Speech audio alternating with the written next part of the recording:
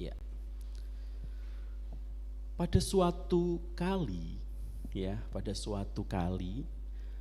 wal Abuka Nasut bersama istri dan sahabat-sahabatnya pergi berlibur ke Jepang. Siapa yang suka liburan? Semua suka lah ya. Ke Jepang ini, biayanya pasti tidak murah begitu ya. Pada November 2009, sebagai seorang yang memiliki posisi tinggi dengan jabatan, di situ saya tuliskan apa? Executive Chairman.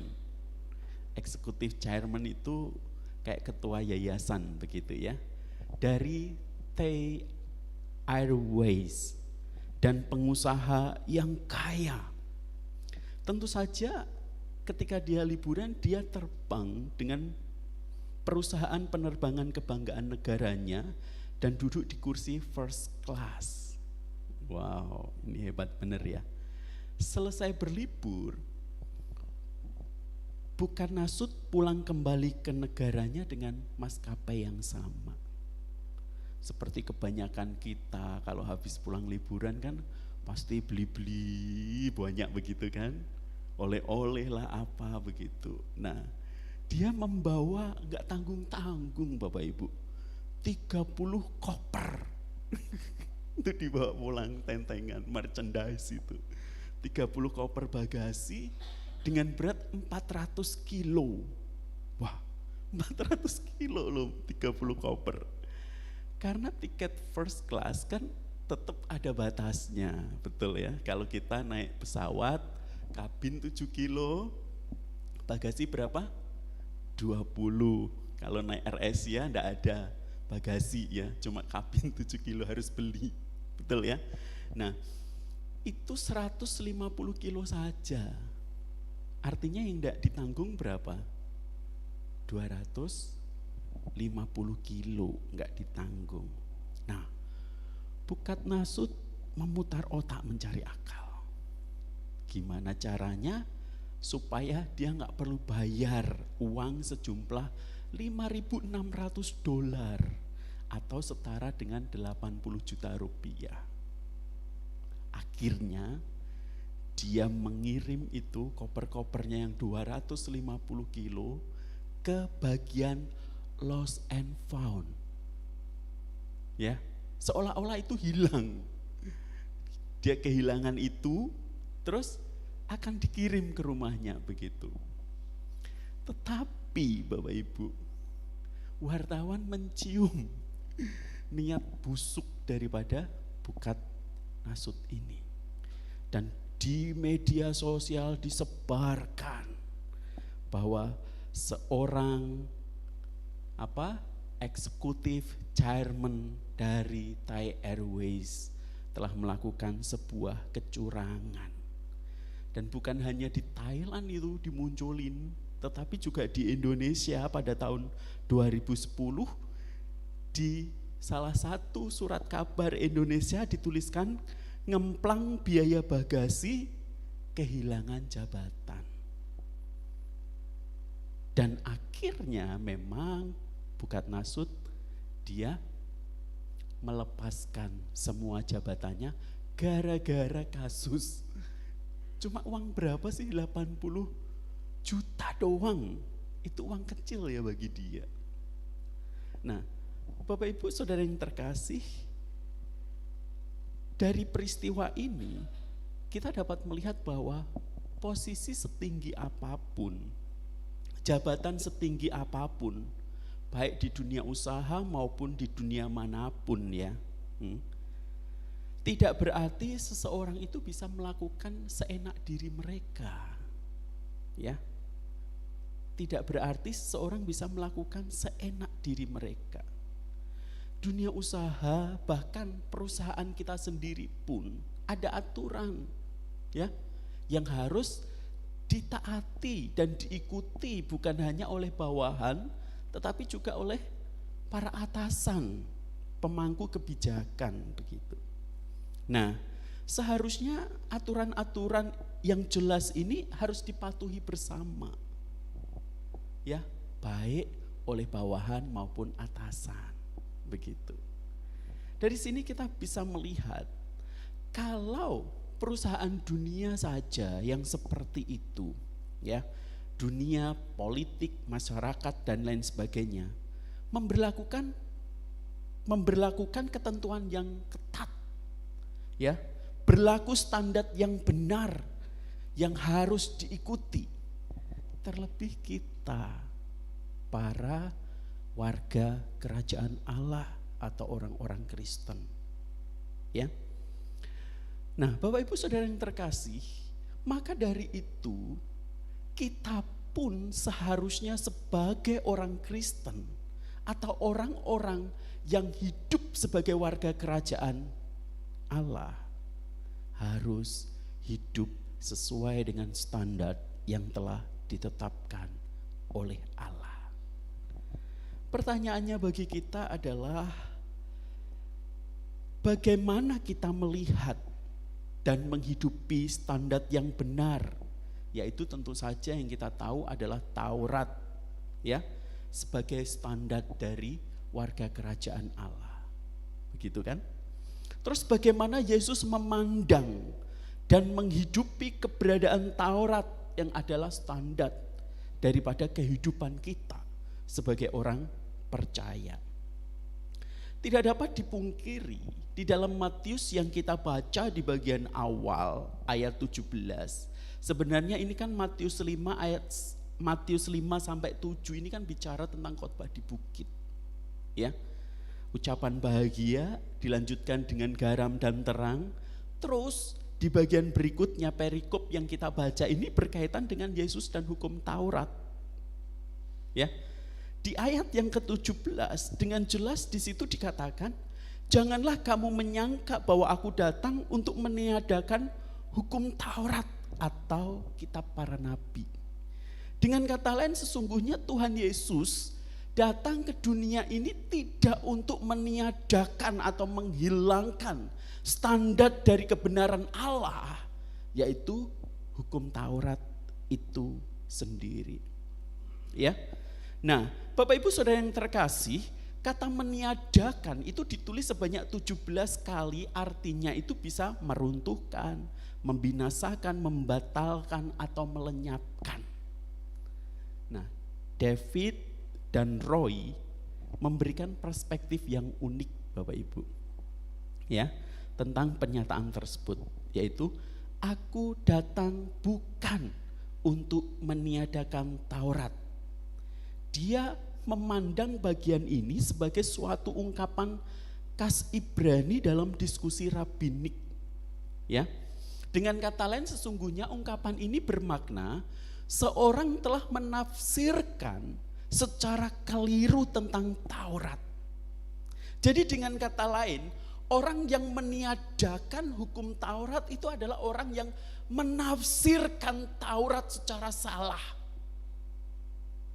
Itu sudah dianggap meniadakan hukum Taurat. Nah, kalau kita berpikir secara kasat mata cara berpikir kita, oh jangan berzinah, meniadakan hukum Taurat artinya gak ada tuh hukum itu. Enggak. Tetapi lebih kepada penafsiran yang salah. Ketika kita menafsirkan kalimat jangan berzinah dengan penafsiran yang keliru, itu artinya kita sedang meniadakan hukum Taurat.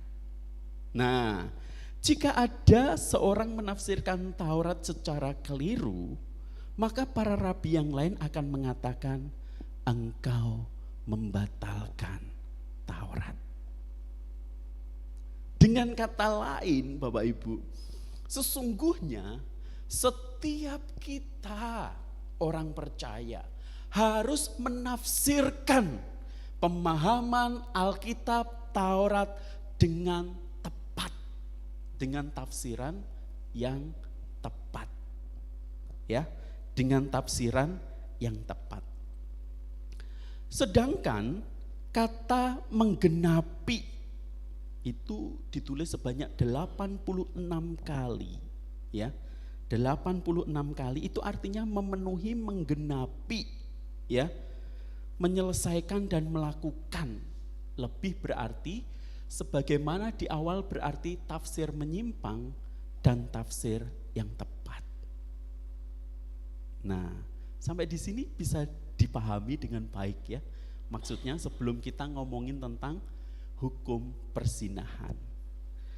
Bapak Ibu Saudara yang terkasih, pernyataan tersebut diperkuat dengan frasa kamu telah mendengar.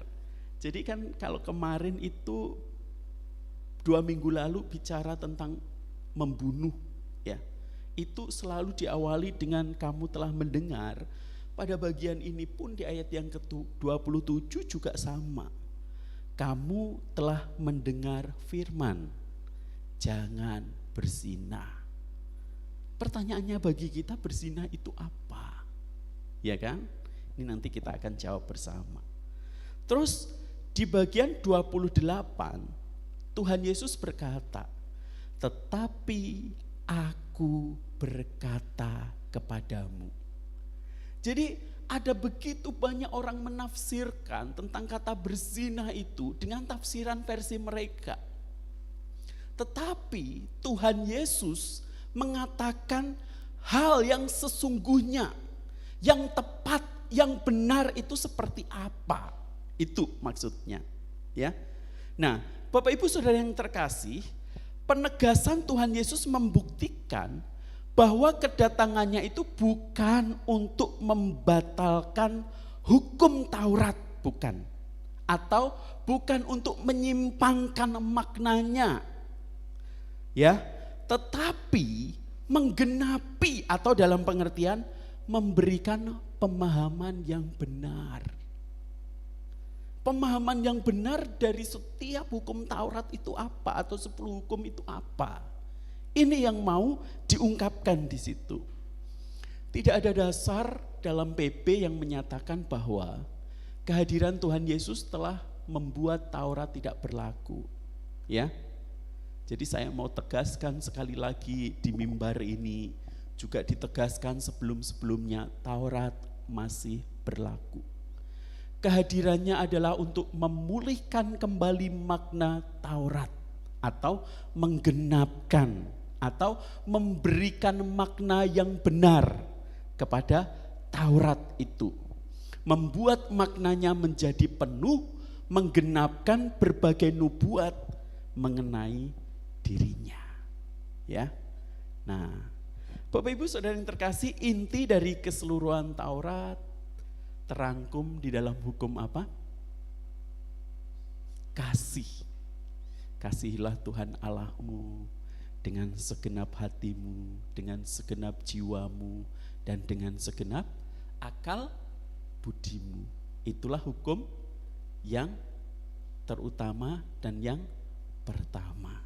Dan hukum yang kedua yang sama dengan itu apa? Kasihilah sesamamu manusia seperti dirimu sendiri. Nah, ajaran tentang kasih bukan membatalkan Taurat, namun meneguhkan dan menyempurnakan Taurat. Jadi sesungguhnya berbagai konflik yang terjadi antara orang Farisi dan Tuhan Yesus berkaitan dengan persoalan keberadaan Taurat itu sebenarnya lebih kepada penafsiran yang keliru yang telah dilakukan oleh para ahli Taurat. Dan Tuhan Yesus meluruskan penafsiran itu secara tepat dari kacamata hukum kasih itu tadi, Bapak Ibu. Nah, dengan kata lain Bapak Ibu, bagi Tuhan Yesus Taurat itu bukan alat keselamatan. Jadi ketika kita melakukan hukum Taurat bukan dengan tujuan supaya aku diselamatkan, tidak. Karena Taurat sendiri itu tidak menyelamatkan kita. Betul ya? Nah, namun nilai hidup yang seharusnya dihayati maknanya secara mendalam bagi kita yang telah diselamatkan. Jadi dengan kata lain sesungguhnya bagi setiap kita yang sudah mendapatkan kasih daripada Kristus, anugerah yang besar atas kehidupan kita yang telah diberikan oleh Kristus, seharusnya di dalam diri kita itu ada natur untuk kita menghidupi Taurat itu di dalam kehidupan kita. Jadi bukan supaya aku diselamatkan nih aku melakukan Taurat, tetapi karena aku sudah mendapatkan anugerah itu, maka di dalam hati kita terukir sebuah kehidupan yang melakukan hukum Taurat itu secara nyata. Nah, ini yang dimaksudkan. Bapak Ibu Saudara yang terkasih, sama seperti larangan untuk membunuh. 2 minggu lalu ini sudah disampaikan. Tuhan Yesus di sini juga lebih menyoroti kepada esensi dari suatu tindakan. Bukan apa yang terlihat saja, melainkan apa yang tidak terlihat.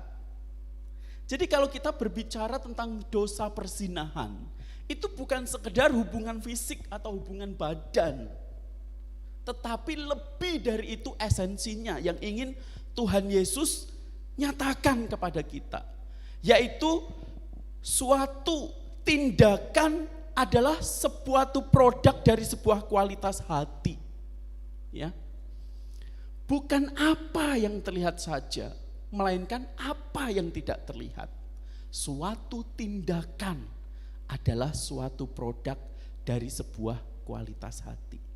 Makanya tidak heran kalau ayat 28 di situ dikatakan, tetapi aku berkata kepadamu, setiap orang yang memandang perempuan serta menginginkannya sudah berzina dengan dia di dalam hatinya. Bapak Ibu Saudara yang terkasih, sesungguhnya perzinahan itu bukanlah sekedar sebuah tindakan. Tetapi perzinahan itu esensinya adalah hati yang cemar. Kalau toh kita tidak melakukan secara tindakan atau fisik, tetapi di dalam hati kita sudah melakukan atau menginginkan, itu yang namanya perzinahan.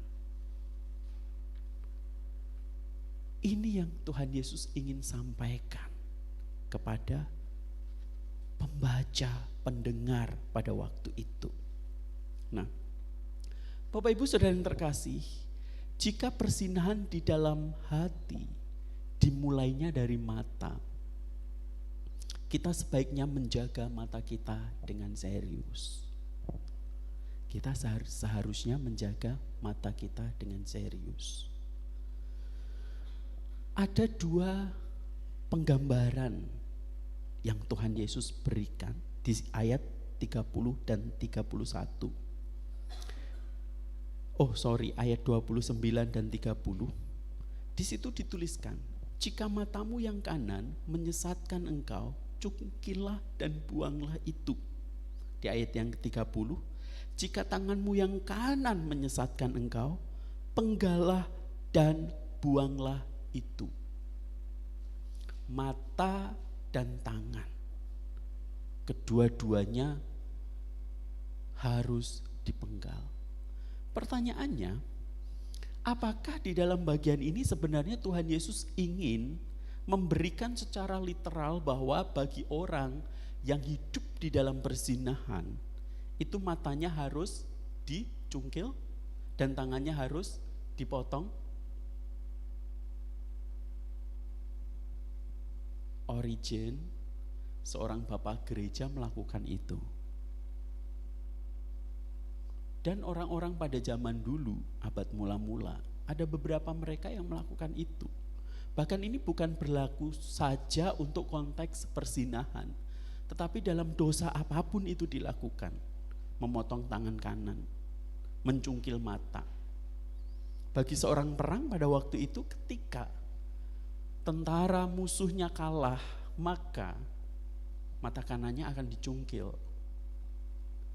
Bapak Ibu, tetapi banyak penafsir yang kemudian menyatakan sebenarnya ungkapan Tuhan Yesus tentang mencungkil mata dan tangan itu lebih dari sekedar menyelesaikan masalah yang ada di permukaan, Maksudnya begini, apakah dengan kata lain ketika kita mencungkil mata kita dan memotong tangan kita, orang itu tidak bisa melakukan perzinahan? Tetap bisa. Jadi sesungguhnya Tuhan Yesus lebih mengarahkan kepada akar yang sesungguhnya dari sebuah perzinahan itu adalah hati yang busuk dan rusak. Hati yang busuk dan rusak. Ini yang harus dibereskan. Ini yang harus diselesaikan. Apakah ini mudah? Tentu jawabannya tidak mudah. Tetapi Bapak Ibu, saya mau katakan perintah untuk jangan berzina itu diberikan oleh Allah dari zaman perjanjian lama sampai perjanjian baru dan sampai sekarang tidak pernah direvisi. Masih sama, jangan berzina. Pertanyaannya, apakah Tuhan itu tidak tahu kalau zaman masa kini nih kehidupan itu lebih kompleks, lebih berat. Iya kan? Membangun keluarga tidak semudah pada zaman dulu. Godaan tantangan zaman sekarang lebih banyak daripada zaman dulu. Iya kan? Bahkan bagi kita untuk berbuat zina itu sangat dekat. Di genggaman atau di kocek kita. WiFi 24 jam. Kita bisa melihat video-video apapun. Kita bisa akses semuanya. 24 jam. 7 hari. Tanpa henti. Dan itu sangat dekat dengan kita. Apa Tuhan tidak tahu kalau kondisi sekarang itu sampai sebegitunya? Jawabannya tahu. Justru karena Tuhan tahu itulah, maka perintah ini diberikan. Bapak Ibu, dampak dari sebuah perzinahan itu sangat mengerikan sekali.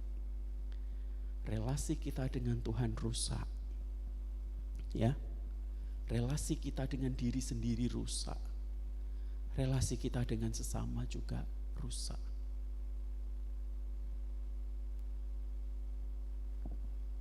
Dan saking mengerikannya, maka Tuhan menjelaskan kepada kita.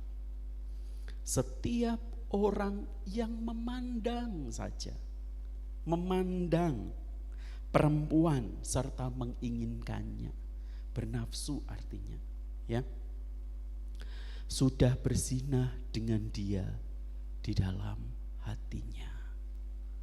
Dan ini sesuatu yang tidak mudah. Butuh perjuangan dan kerja keras. Bapak Ibu Saudara yang terkasih, kemenangan melawan dosa perzinahan tidak diraih dengan bayaran yang murah maupun upaya yang asal-asalan. Melainkan dengan usaha yang serius menjaga mata dan hati dari segala godaan. Ini yang perlu kita perhatikan bersama. Bapak Ibu, apakah Bapak Ibu suka berlibur? Tadi kan liburan, saya akan tutup juga dengan liburan, ya. Bagi kita yang suka nuansa alam, ya, diminta untuk camping di sebuah perbukitan yang ada air mengalir, itu sesuatu yang sangat menyenangkan, ya, yang ada sungai, kecuali kalau kita takut ular. Bu Nelly takut ular? Takut. Ya, suatu yang menyenangkan. Suatu ketika ada seorang yang dia ingin melepaskan penat sejenak dari hiruk pikuk dan keributan, kehektikan dunianya, dan dia memilih untuk tinggal 1 malam di sebuah gunung yang ada sungainya. Dia membuat kemah di situ, terus kemudian membakar api begitu untuk panggang-panggang dan lain sebagainya. Nah, di sore itu dia terkejut karena air sungai kok banyak sampahnya begitu. Ini sangat mengganggu pemandangan sekali ya bagi orang yang ingin santai tetapi sungainya kotor, ada sampahnya. Akhirnya dia berinisiatif untuk membersihkan sampah-sampah itu di sungai berbatu-batu itu. Wah, udah deh. Santai dan akhirnya dia tidur malam. Bangun pagi, dia terkejut Bapak Ibu. Loh, kemarin sampahnya udah saya bersihkan. Kenapa kok hari ini masih banyak lagi sampah itu? Waduh. Akhirnya dia berinisiatif. Saya kayaknya harus naik nih, lihat ke hulu sungai. Apa yang ada di sana? Bapak Ibu, ternyata ketika dia sampai di hulu sungai, sangat terkejutnya dia. Di hulu sungai itu merupakan tempat pembuangan sampah yang sudah terjadi bertahun-tahun. Maka tidak heran kalau di hilir banyak sekali sampah berceceran. Ya, saya mau gambarkan kehidupan kita juga sama. Sebenarnya perzinahan, tindakan-tindakan dosa yang muncul di dalam hidup kita itu adalah cerminan dari hati kita, Bapak Ibu. Percuma kita bersihkan yang superficial ini, yang nampak di luar. Kita tutupin, percuma. Tetapi hati kita sebenarnya masih busuk, masih banyak sampah. Maka yang harus kita lakukan adalah kita harus membereskan hati kita. Caranya gimana, Pak? Anugerah Tuhan itu cukup untuk memampukan kita membereskan hati kita, menjaga hati kita supaya tetap bersih di hadapan Tuhan. Bapak Ibu, kisah tentang perzinahan yang paling jelas itu adalah kisah tentang seorang perempuan yang diseret oleh ahli Taurat di hadapan Tuhan Yesus. Ya, seorang perempuan kedapatan berzina, kemudian diperhadapkan kepada Tuhan Yesus untuk dihukum. Kalau di dalam Taurat Musa, orang-orang yang seperti ini harus dirajam dengan batu. Menurut kamu bagaimana? Memang mereka ingin menjebak Tuhan Yesus. Tetapi ketika Tuhan Yesus merespon mereka, hanya duduk, bukan duduk ya, ke tanah terus menulis begitu dan berkata, siapa di antara kalian yang tidak berdosa, silahkan lempari dengan batu. Maka yang terjadi apa? Semua orang meninggalkan perempuan berzina ini tadi. Tetapi Tuhan Yesus berkata apa? Aku juga tidak menghukum engkau. Pergilah dan jangan berbuat dosa lagi. Itu bukan sekedar perkataan sederhana, saya pikir. Di dalam perkataan itu Tuhan Yesus memberikan kekuatan kepada seorang wanita berzina ini untuk dia hidup di dalam kekudusan Tuhan. Bukankah kita semua di tempat ini sudah mendapatkan anugerah itu? Mari setiap kita merespon hukum jangan berzina ini untuk menjadi berkat bagi banyak orang. Untuk menunjukkan kepada dunia bahwa kita ini adalah murid-murid Kristus. Orang-orang yang taat kepada perintah Kristus. Salah satunya kita tidak berzina.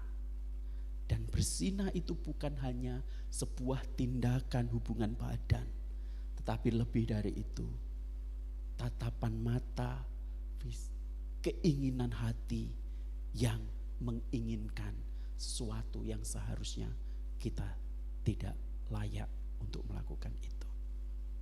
Kiranya firman Tuhan hari ini menolong kita untuk kita hidup di dalam kebenaran firman-Nya. Kita berdoa.